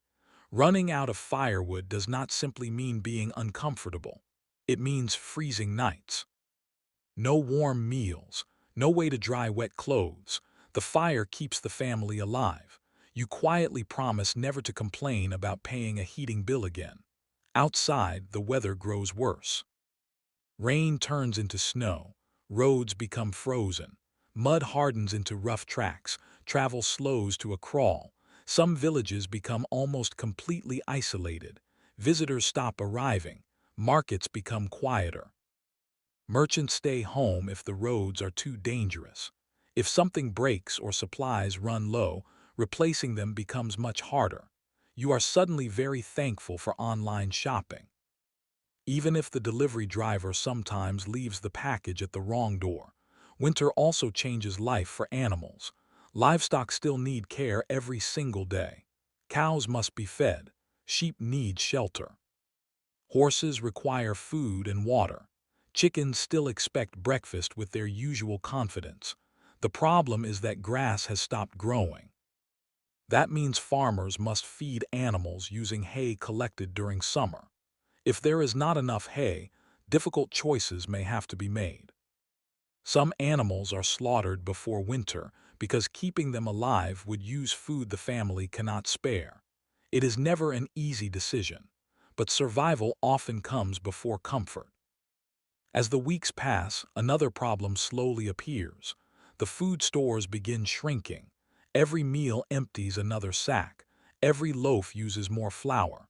Everyone starts watching the supplies more carefully. Children ask for second helpings. Parents quietly say no, not because they want to, because they have to. Then comes the fear no family wants to speak out loud: starvation. If the previous harvest was poor, winter becomes far more dangerous. People begin eating less. Soup grows thinner. Bread becomes smaller. Whatever can be stretched is stretched. Neighbors sometimes help each other when possible. Families share what little they can. Churches may provide food to those most in need. But if an entire region has suffered a bad harvest, there is only so much anyone can give. Everyone is trying to survive the same winter. Cold weather also brings illness. Families spend more time indoors together. Small houses fill with smoke from the fire. Fresh air is limited. If one person develops a cough or fever, everyone else is close enough for sickness to spread. People grow weaker after weeks of eating less. Their bodies have fewer resources to fight disease. A winter cold that feels minor today can become much more serious in medieval Europe. The local healer offers herbs. The family offers care. The outcome depends largely on luck. As you look outside one snowy evening, the village seems strangely peaceful. Snow covers the rooftops. The fields sparkle beneath the moonlight. It almost looks magical. Then you remember what that peaceful scene is hiding. Empty fields, limited food, long nights, freezing temperatures, hard work waiting again tomorrow. Beauty and danger often wear the same coat. Despite everything, people find ways to keep their spirits alive. Families tell stories around the fire. Children play simple games indoors. Neighbors visit when the weather allows. Religious festivals during winter bring moments of joy. Candles glow inside homes. Songs are shared. For a little while, people forget the cold outside. These small moments matter more than you might expect. Hope can warm a house almost as much as a good fire. Finally, after what feels like endless weeks, something changes. The days begin growing just a little longer. The sun stays in the sky a little later. Snow starts melting. Tiny green shoots appear in the fields. Spring is coming. The village breathes a quiet sigh of relief. They made it. Not everyone does. That is why surviving winter is considered an achievement in itself. As you stand outside in the chilly morning air, you realize that medieval people do not fear winter because they dislike cold weather. They fear it because every part of life becomes harder. Food becomes scarce, travel becomes dangerous, illness spreads more easily, firewood disappears faster than expected. Every day becomes another test of preparation, patience, and endurance. Looking back at everything you have experienced, from rough bread and smoky homes to hard work, sickness, and long nights, you begin to understand the greatest lesson of medieval life. Survival is never guaranteed. It is earned. One careful choice at a time, one stored sack of grain, one armful of firewood, one shared meal, one long winter. And as you close the door against the freezing wind, you know that tomorrow will bring another cold sunrise, but it will also bring another chance to endure. And in medieval Europe, sometimes that is the greatest victory of all. The morning begins like so many others. The rooster crows. Smoke rises from cooking fires. Someone is already leading cows toward the fields. Children laugh while chasing each other through the village. For a few peaceful moments, everything feels normal. Then the church bell starts ringing. Not the slow, familiar bell that marks the time of day. This one is fast, urgent, again, again, again. People stop what they are doing, faces change. Nobody smiles anymore, something is wrong. A rider appears on the road, his horse covered in sweat after traveling as fast as it can. His message is short. Soldiers have been seen nearby. War is coming. If you are a knight, this might mean glory. If you are a king, it might mean gaining land. If you are an ordinary villager, it usually means trouble. The first thing you notice is how quickly everyday life disappears. The bread left on the table stays there. The fields are forgotten. Animals are hurried into safer places. Families rush back into their homes, gathering whatever they can carry. Clothes, food, tools, blankets. No one knows how much time they have. The peaceful village you woke up in suddenly feels completely different. For most people in medieval Europe, war is not something they choose. It arrives at their doorstep. Many medieval armies move across the countryside instead of staying inside cities. As they travel, they need food, they need horses, they need firewood, they need supplies. If they cannot bring enough with them, they often take what they need from nearby villages. Sometimes they pay, sometimes they do not.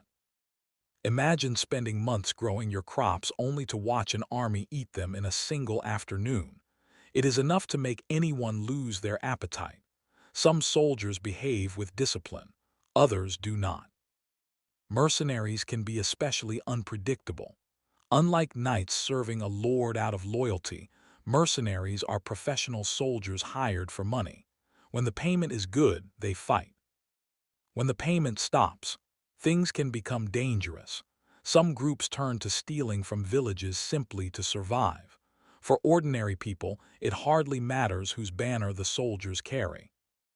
An empty food store is still empty. As the day goes on, dark smoke begins rising in the distance. Another village has been attacked. Sometimes villages are burned on purpose. Destroying homes, barns, and stored grain weakens the enemy by removing valuable supplies. It is a cruel but effective strategy. One burning barn can destroy enough food to feed families for months. Years of hard work can disappear in a single afternoon. You silently decide that fire belongs only inside fireplaces, not everywhere else. Families now face an impossible choice. Stay and hope the soldiers pass by, or leave everything behind. Many decide to flee. Parents carry babies. Children hold tightly to whatever belongings they can manage. Older people walk as quickly as tired legs allow. Some push small carts filled with blankets and food. Others carry nothing at all. In only a few hours, they have become refugees. They are still the same people. They simply no longer have a home. Where do they go? Often toward the nearest castle. Castles are not only homes for nobles. During dangerous times, they can become places of safety. Their thick stone walls are designed to keep enemies out. Heavy gates close tightly. Watchtowers allow guards to see approaching armies from far away. Inside the walls, frightened families wait and hope. Of course, castles have limits. They cannot protect everyone forever. Food stored inside must feed everyone taking shelter. If too many people arrive, supplies disappear quickly. Safety always comes with its own challenges. Outside those walls, another kind of war may begin, a siege. Instead of attacking immediately, an army surrounds a castle and waits. No food goes in, no people come out. The idea is simple. Eventually, hunger becomes stronger than the walls. Some sieges last only days, others continue for months. Life inside becomes harder with every passing week. Water must be carefully managed. Food is rationed. Everyone hopes help arrives before supplies run out. Waiting becomes its own kind of battle. Fortunately for you, today's story stays outside the castle walls. The waiting alone sounds stressful enough. Not everyone escapes the fighting. Sometimes local villagers are forced to help armies. They may be ordered to dig trenches, repair roads, carry heavy supplies, build camps, or move equipment from one place to another. It is exhausting work, and refusing is rarely an option. You quickly discover that staying out of war is much harder than it sounds. Even after the soldiers leave, the problems remain. Fields have been trampled by horses. Fences are broken. Barns stand empty. Fruit trees have been cut down for firewood. Livestock are missing. Tools have disappeared. The harvest has been ruined. The fighting may be over, but its effects continue for months or even years. Now comes the hardest part, rebuilding. Families return to find damaged homes. Roofs need repairing. Walls must be rebuilt. Fields need planting again. Seeds may be difficult to find after supplies have been destroyed. Neighbors help one another whenever possible. One family repairs a roof. Another shares food. Someone donates spare tools. Little by little, the village begins to recover, not because rebuilding is easy, because giving up is not an option. Life must continue. Children still grow up. Animals still need feeding. The next harvest still matters. As you help stack fresh pieces of timber onto a damaged house, you notice something remarkable. People laugh. Not all the time, not loudly, but enough to remind you that hope survives even after terrible events. Someone tells a joke while lifting heavy beams. Another neighbor shares bread with a hungry family. Children begin playing again among the repaired houses. The village slowly feels alive once more. War has changed everything, but it has not taken away people's determination. As the sun begins to set, the sounds of hammers replace the sounds of fear. Smoke rises once again from cooking fires instead of burning homes. It is a much better kind of smoke. You take one last walk through the village before night falls. Only yesterday it looked peaceful. Today you understand how quickly that peace can disappear. For medieval families, war is rarely about famous battles or heroic knights. It is about protecting children, saving food, keeping animals alive, finding shelter, and hoping tomorrow looks a little more like yesterday. You finally sit beside the evening fire, tired but grateful. The danger has passed, for now. Tomorrow the fields will need attention again. The fences will need another repair. Life will slowly return to normal until the next rider appears on the road. Because in medieval Europe, peace is precious, not because it lasts forever, but because everyone knows just how quickly it can disappear. You have made it through smoky houses, long days in the fields, cold winters, questionable medicine, the fear of disease, even the possibility of war. By now you might be wondering something. Was medieval life nothing but endless suffering? Did people ever smile? The answer is yes, more often than you might think. Life in medieval Europe is certainly hard. No one would argue with that, but people are still people. They laugh, they celebrate, they fall in love. They tell jokes, they sing songs. Even in difficult times, they find reasons to enjoy life. And honestly, if they did not, getting through those long winters would have been nearly impossible. Today begins a little differently. Instead of rushing to the fields, you wake up to the sound of music, not from a speaker, not from someone's phone, real music. Someone is playing a simple pipe. Another person is tapping a drum.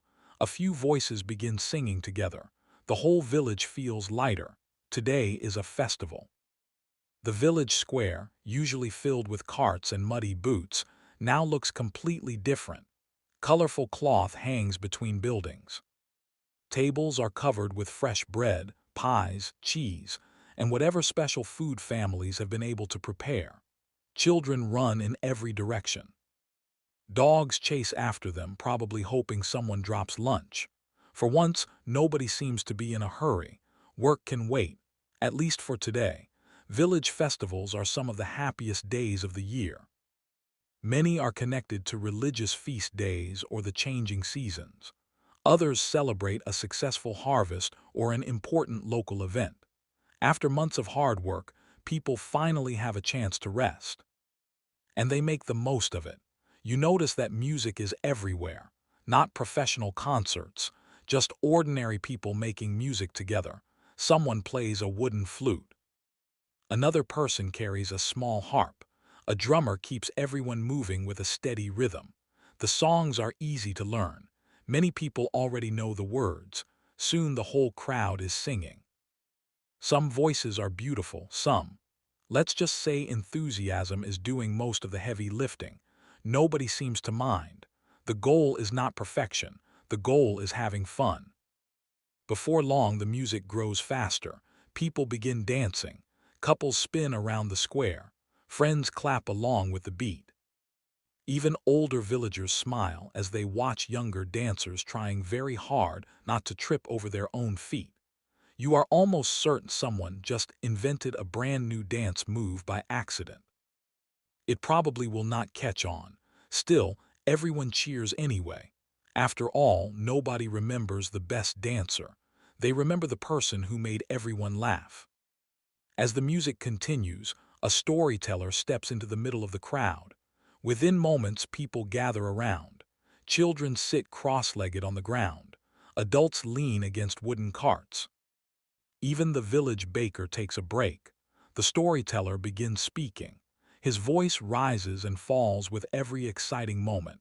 He tells tales of brave knights, clever farmers, mysterious forests, dragons, giants, wise kings, and occasionally someone who makes a very bad decision after ignoring obvious advice. Some stories are based on real events. Others become a little more magical every time they are told. No one interrupts to point out historical mistakes. Everyone is too busy enjoying the adventure. Without television or movies, a great storyteller can be the biggest star in the village.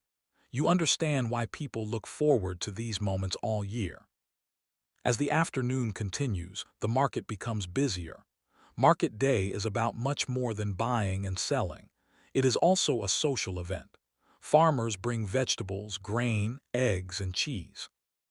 Blacksmiths display tools. Weavers show off colorful cloth.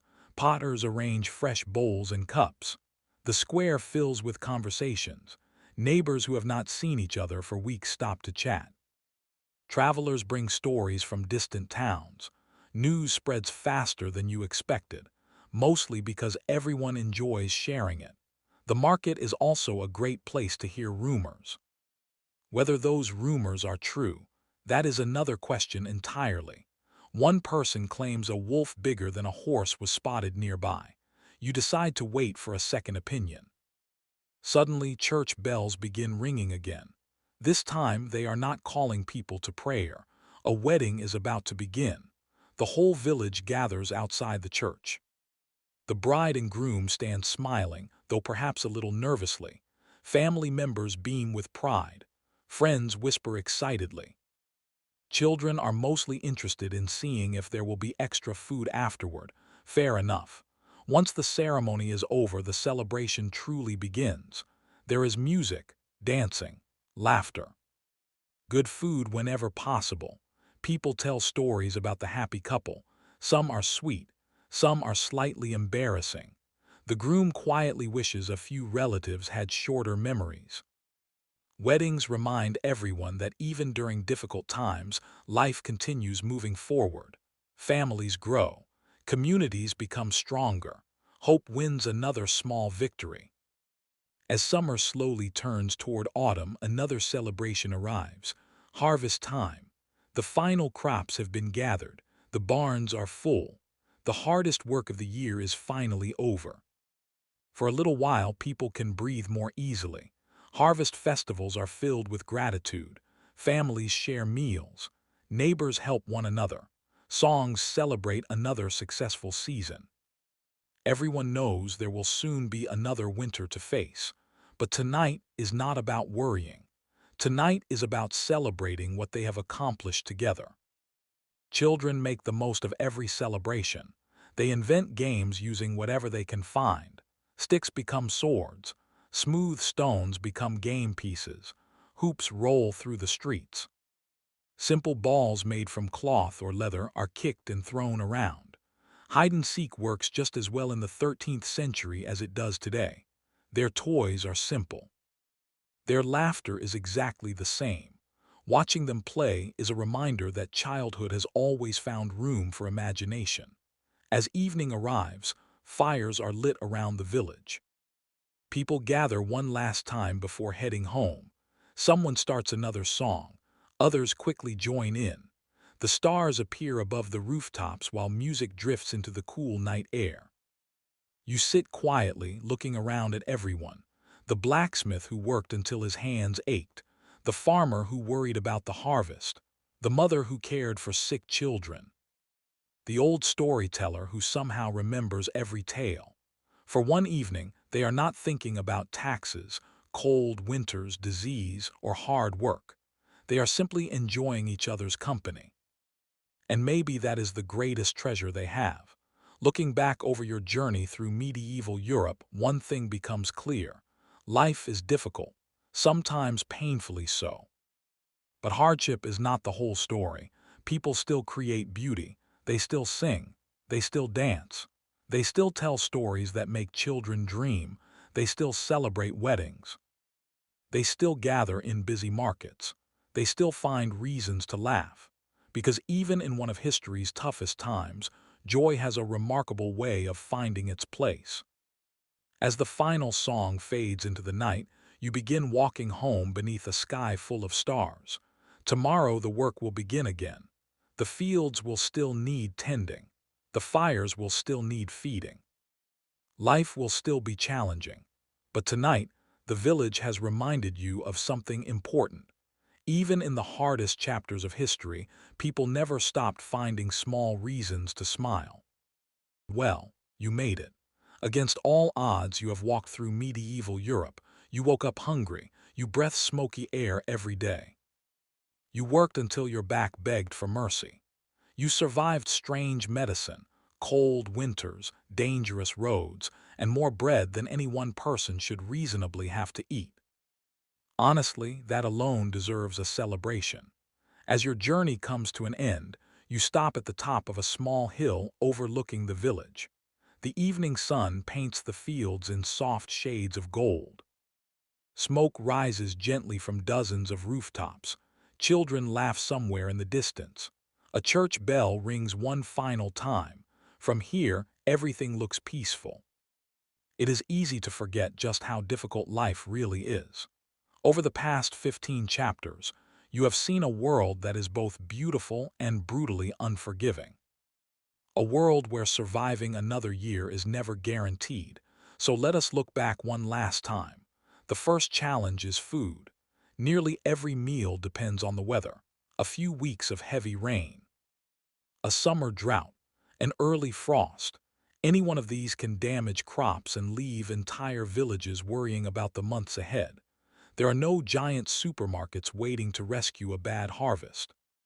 No delivery trucks, no emergency food arriving overnight. Every loaf of bread begins with months of hard work. Every sack of grain is precious. Every meal matters. You probably spent the entire journey wondering if there was anything besides bread on the menu.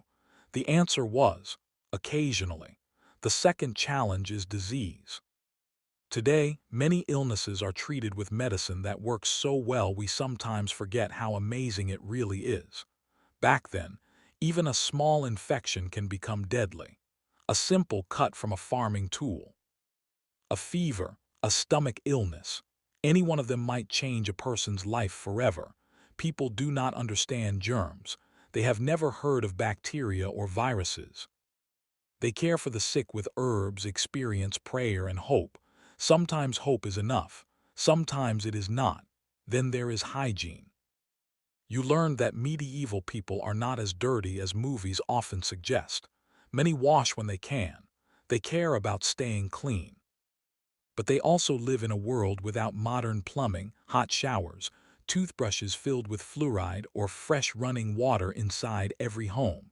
Smoke fills houses. Waste is harder to manage. Keeping everything clean is a constant challenge. Even with the best intentions, everyday life is simply messier. Next comes hard labor. From sunrise until sunset, nearly everyone works. Farmers grow food. Blacksmiths shape iron. Bakers prepare bread before dawn. Weavers turn wool into clothing. Children help their families from an early age. There are no machines doing the heavy lifting. Every fence, every roof, every field, every loaf of bread depends on human effort. After 1 week, your muscles would probably begin writing formal letters of complaint. Winter brings another test. Cold winds sweep across empty fields. Food stores slowly shrink. Firewood disappears one log at a time. Roads become dangerous. Travel almost stops. Illness spreads more easily inside smoky homes. Families watch every sack of grain, hoping it will last until spring. Surviving winter is not simply about staying warm. It is about careful planning, patience, and a little luck. Medicine, as you discovered, has its own limits. Some herbal remedies truly help. Some treatments are surprisingly clever. Others are less convincing. Bloodletting is probably not making your list of things to try at home. Without modern hospitals, antibiotics, pain medicine, or safe surgery, every injury carries uncertainty. A broken bone, a difficult childbirth, a badly infected wound. Each one asks the same frightening question: will this heal, or will it become something much worse? Travel is no easier. Roads are muddy. Bridges can be unreliable. Forests hide dangers. Highway robbers sometimes wait for travelers carrying valuable goods. A journey that takes 2 hours by car today might require several exhausting days on foot or horseback. Every trip demands planning. Every mile requires effort. And yet, the most surprising thing about medieval Europe is not how difficult life is. It is that people keep living it. They fall in love, raise children, tell stories around the fire, laugh with neighbors, celebrate weddings, dance during festivals, help one another rebuild after storms and wars. Life refuses to stop. So why would you struggle while they survived? The answer is actually quite simple. You were raised in a different world. You expect clean drinking water every day. You expect electric lights to work with the flip of a switch. You expect warm houses in winter, fast medical care, safe food, reliable transportation, instant communication. You have spent your entire life surrounded by inventions that quietly solve problems before you even notice them. Medieval people never had those expectations. They learned these challenges from the day they were born. A child growing up in the village slowly learns how to split firewood, store grain, care for animals, plant crops, recognize changing weather, repair tools, find clean water, avoid dangerous roads. Every skill becomes part of everyday life. What feels impossible to you simply feels normal to them. That does not mean their lives are easy. Far from it. It means people are incredibly good at adapting. Humans have always been remarkably flexible. Give us enough time and we learn how to survive almost anywhere. The medieval world demanded endurance, so people became enduring. It demanded patience, so people became patient. It demanded hard work every single day, so entire communities learned to depend on one another. Looking around the village one last time, you notice things differently now. The blacksmith's hammer, the baker's oven, the children chasing one another through the square, the old woman hanging herbs to dry, the farmer checking his animals before sunset. None of these people think they are living through history. They are simply living their lives, doing what they must, one ordinary day after another. That may be the biggest lesson of all. History is not only built by kings, queens, and famous battles. It is built by ordinary people waking up each morning, solving today's problems, and hoping tomorrow is a little kinder. As darkness slowly settles over the village, the church bell rings one final evening prayer. The fires burn low, doors close, voices grow quieter. The stars appear above the rooftops just as they have for thousands of years. You take one last deep breath of cool night air. Then you quietly step back toward your own time. A place with warm showers, safe drinking water, hospitals, electric lights, soft beds, fresh food from around the world, and perhaps a new appreciation for all of it. Because while medieval Europe could be harsh, cold, and deeply uncertain, the people who lived there showed something extraordinary. They adapted. They endured. They helped one another through impossible days. And somehow, despite everything, they still found reasons to laugh, celebrate, and hope. So the next time life feels a little inconvenient because the Wi-Fi is slow, the coffee is cold, or your phone battery is almost empty, remember the villagers you have spent these chapters with. They faced a world that demanded courage every single day, and somehow, they kept going. Thank you for taking this journey through medieval Europe. Now, as the village disappears into the quiet night and the last bell fades into the distance, you can finally close your eyes, rest a little easier. and be grateful for the comforts of the world you call home. Good night.